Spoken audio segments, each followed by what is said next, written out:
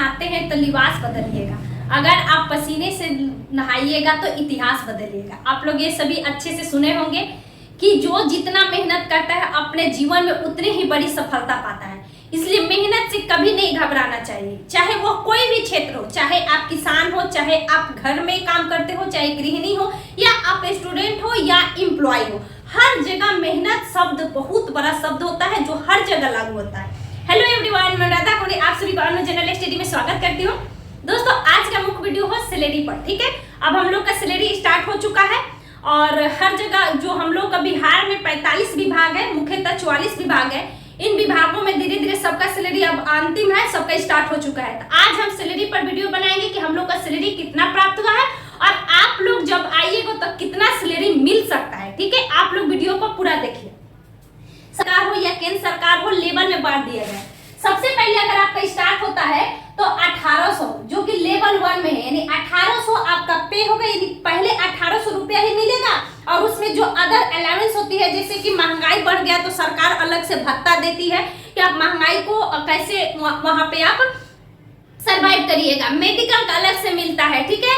उसके अलावा आपको HRA मिलता है, रहने की सुविधाएं मिलती है, ठीक है। और उसके बाद TRA मिलती है, जो आपको ट्रांसपोर्ट अलाउंस मिलता है वो अलग से मिलती है। तो ये होती है लेवल 1। उसके बाद 1900 होता है दोस्तों लेवल 2 में, जो कि आप लोग सुने होंगे जो टेक्नीशियन वगैरह होती है लेवल 2 का। उसके बाद आप 2000 जो होती है दोस्तों लेवल 3 में, और उसके बाद 2400 होती है जो लेवल 4 में। उसके बाद 2800 होती है दोस्तों लेवल 5 में, जो कि लेवल 5 में आप जो रेलवे गार्ड का नौकरी है वो होता है, चाहे बिहार में जो ऑडिटर होती है वो लेवल 5 का होती है, ठीक है। इसके अलावा दोस्तों इसी के बाद डायरेक्ट प्रमोट होता है 4200 में, और ये 4200 हो जाता है लेवल 6, जो कि दरोगा का मुख्यतः आप सबसे ज्यादा जानते होंगे दरोगा का नौकरी।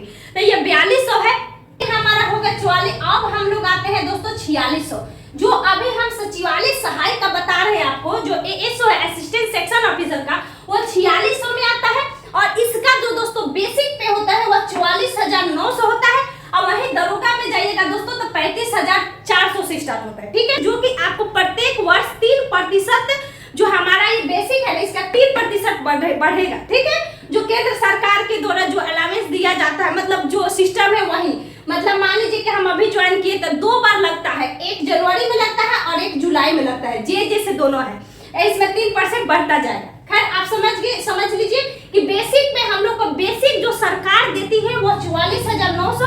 इसके अलावा अन्य भाता में सबसे बड़ी भाता अगर कोई है तो डियरनेस अलाउंस, जिसको हम लोग DA कहते हैं, हिंदी में महंगाई भत्ता कहते हैं।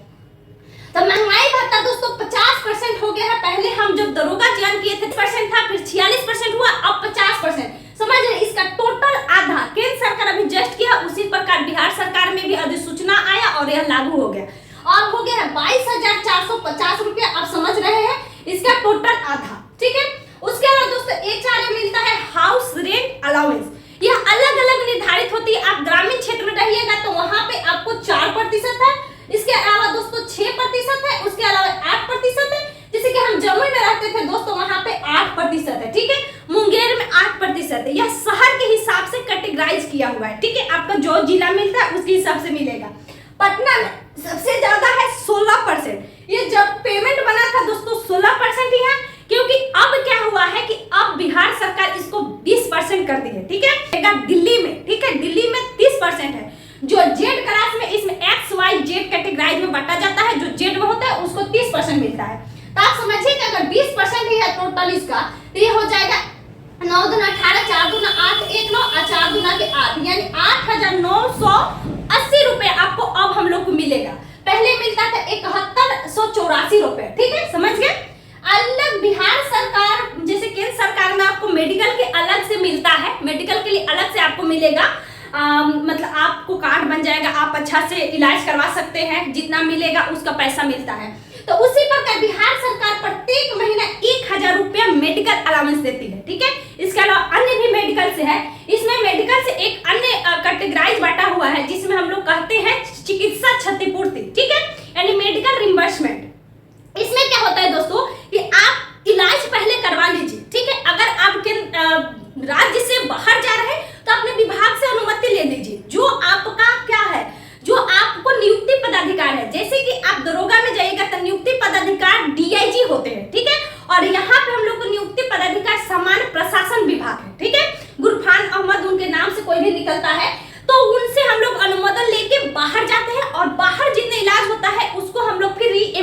मेडिकल रिइंबर्समेंट के लिए हम लोग जमा करते हैं और वो 1 साल 2 साल 3 साल बाद फिर पैसा मिल जाता है, जितना निर्धारित करता है पीएमसीएच, ठीक है, वो अलग करते हैं, वो अलग मिलता है। अगला होता है दोस्तों सिटी ट्रांसपोर्ट अलाउंस, जिसको हम लोग सीटीए बोलते हैं। देखिए यह अन्य जगह जाइएगा तो आपको 3000 मिलेगा, ठीक है, लेकिन यहाँ पे रहने पर इसका 50% जुड़ जाता है, क्योंकि यह यहाँ पे है क्योंकि ये हमारा जो पटना है यह शहर मतलब हम लोग की राजधानी है, इसका 50% अन्य जोड़कर मिलता है 4500 रुपया। यह अन्य जैसे कि जम्मू में हम लोग को 3000 मिलता था, तो 4500 रुपया टोटल जब मेरे प्यारे दोस्त जोड़िएगा तो 80,034 रुपया। आप समझ रहे हैं, बाबू वाला जब सही में कहा जाता है 80,034 रुपया कोई छोटा अमाउंट नहीं होता है, यह बहुत बड़ी अमाउंट है और वह कुछ ही दिनों के मेहनत से और कुछ ही दिनों के लगन से, यानी आप कुछ दिन मेहनत करते हैं और कुछ दिन अगर आप लगन से पढ़ते हैं तो आपको ये मुकाम पाने में कोई नहीं रोक सकता।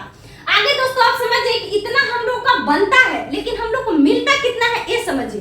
देखिए ये हमारा डिडक्शन है कि कटता कितना है। तो देखिए एनपीएस कंट्रीब्यूशन पहले हम लोगों का जो था ना दोस्तों वो ओपीएस था, ठीक है, अब आ गया एनपीएस यानी न्यू पेंशन सिस्टम। पहले था कि केंद्र सरकार अलग सिस्टम था, अब न्यू पेंशन में होता है कि हम लोग पैसा कंट्रीब्यूट करते हैं, इसमें 14% सरकार देती है और वह जमा होता है, और जब हम लोग रिटायरमेंट होंगे तो पैसा मिलेगा, उसका कुछ परसेंट मिल जाता है, कुछ परसेंट बाद में मिलता है। तो ही याद रखना है 6735 रुपया हम लोग को कटता है, ठीक है, अभी वर्तमान में। और इनकम टैक्स देखिए अब हम लोग इनकम टैक्स के दायरे में आ गए, क्योंकि जब दरोगा में थे तो हम इनकम टैक्स के दायरे में नहीं थे, क्योंकि उसका बेसिक हमारा 35,400 दोस्तों, तो आप अगर निकालिएगा तो लगभग 50,000 के करीब में हम लोग को पेमेंट मिलता था दरोगा में। अदर जो है वो अलग है, तो हम लोग इनकम टैक्स के अंडर में नहीं आते थे, लेकिन हमारा अगर 70,000 पेमेंट है तो हम इनकम टैक्स के अंडर में आ जाएंगे, क्योंकि इसका लगभग 8,40,000 लगभग पेमेंट बनेगा, ठीक है। तो हम लोग ये प्रत्येक महीना कहीं कहीं क्या होता है कि आपको हर महीना कटवाना ही कटवाना है। सचिवालय में नियम है, कोई 2000 कटवाता है तो कोई 3000 कटवाता है तो कोई 5000, यानी मिनिमम आप 2000 कटवाइएगा, मैक्सिमम आपकी सीमा पर निर्भर करती है कि आप कितना कटवा सकते हैं। जो फरवरी महीना है उस समय क्या होता है कि पूरा पेमेंट काट लेता है, इसलिए हम लोगों को पहले ही 4000 रुपया कटवाते जा रहे हैं लोग, ठीक है। उसके अलावा दोस्तों जीआईएस यानी सरकार के द्वारा जीआईएस, जिसमें 60 रुपया अगर आप गवर्नमेंट एम्प्लॉय है तो 60 रुपया देना पड़ता है, ठीक है, योगदान है समझिए। टोटल जोड़िएगा तो 10,795 रुपया दोस्तों हम लोग इसमें से कट जाता है। अब यहाँ 80,034 रुपया में 10,795 रुपया प्यारे दोस्त घटाइएगा तो ये होगा 69,239 रुपया, यानी अभी हम लोगों के खाते में 69,239 रुपया आ रहा है, और जो दोस्त 2000 रुपया कटवा रहे थे इसमें से जोड़ लीजिए, यानी 71,239 रुपया, जिनका 2000 कटेगा उनका कितना 71,239 रुपया मिलेगा। लेकिन फाइनल उन लोगों को जब फरवरी महीना आएगा तो उन लोगों को ज्यादा कटवाना पड़ेगा, लेकिन हम लोग का विभाग में इतना कट रहा है, अन्य विभागों में अपना अपना काटने का तरीका है। आशा करते आप लोग अच्छे से समझ गए होंगे, और मैंने एक बार दरोगा का भी वीडियो आप लोग को बना दी थी, ठीक है, और अच्छे से समझिए और देखिए कि कितना अच्छा जॉब है। बस मेहनत करिए, मेहनत का कोई विकल्प नहीं होता है, जो जितना मेहनत करेगा उसको उतनी सफलता जरूर मिलेगी। दोस्त अच्छा लगे तो प्लीज मैं आप लोग से अनुरोध करूंगी इस वीडियो को जरूर शेयर कीजिएगा। Thank you so much.